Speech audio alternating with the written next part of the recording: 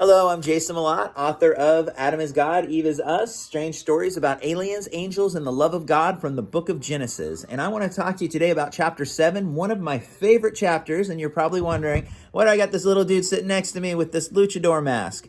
Well, the story is about Jacob, and one of the things that I talk about in the book is my very, very small, illustrious career as a backyard wrestler. And this was the mask I wore. My name was El Hombre. Yeah, it's hard to believe, but yes, back in the late 90s. That's how old this mask is.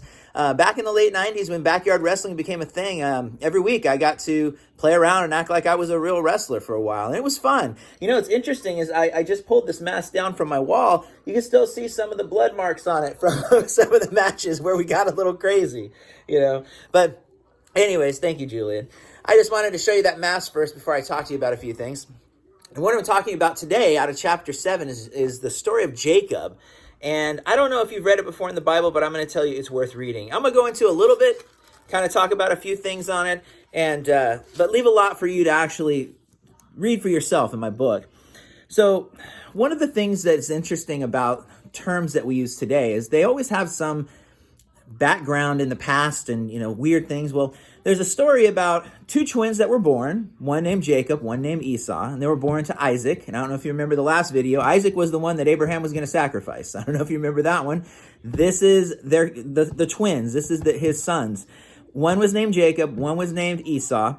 Jacob was holding on to the heel of Esau as Esau was coming out. So they use the term heel as being somebody who's a supplanter, somebody who's trying to, you know, cheat their way out of something. And that's where the term came from, is the story that we find in the Bible about Jacob.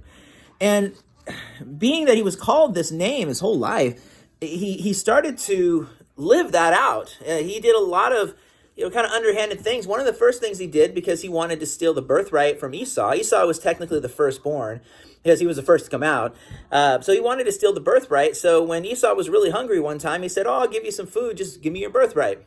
So later on, and this is where it gets interesting, because the mom, Rachel, she was definitely team Jacob. And Jacob had said he stuck at home a lot. He was a homebody. And so she had this great plan, because Isaac was getting at the end of his days. He was blind.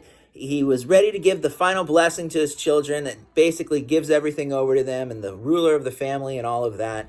And he calls for Esau to go and catch him some food. It says he loved wild game. He was like a, you know, in our time, you talk about all these guys that love going out deer hunting and all this stuff. He loved that kind of food. And so he sent Esau out to go get him something fresh. And in the process, Rachel heard about it and said, well, you know what?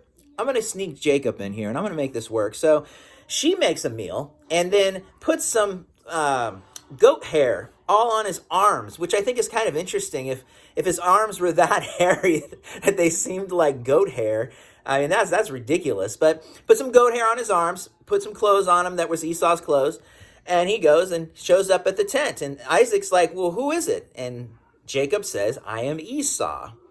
Lying, I am Esau.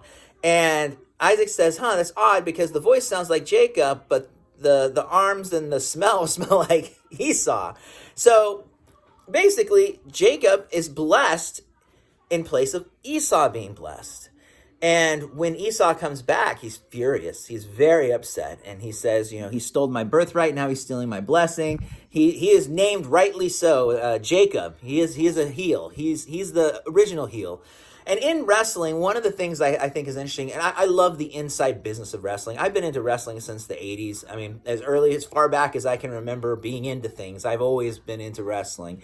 But as I got older, I really got into the in-business things. And you usually had, and this is the old days, not as much anymore, but you always had a what they call a face, for baby face, or a heel.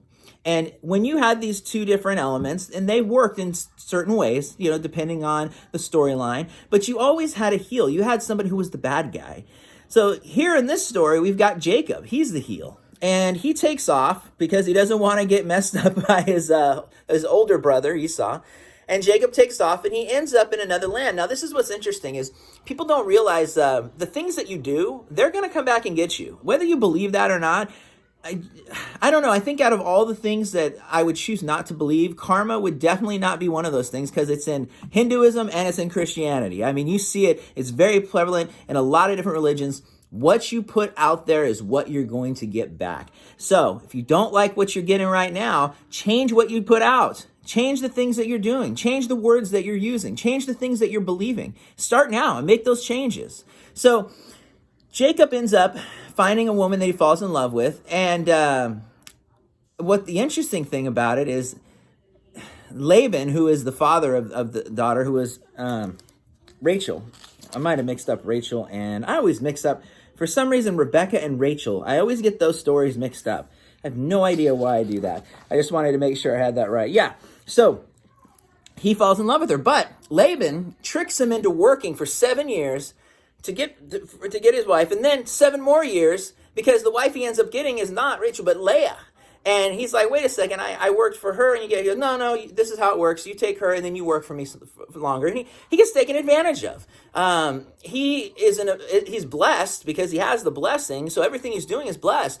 But Laban is taking advantage of it. He finally becomes very wealthy and a lot wiser, a lot more humble. And he decides he wants to go back home. But he knows there's a big red-headed ginger waiting on the other end for him, and he wants to do something about that. So he sends some gifts along and tries to make things right.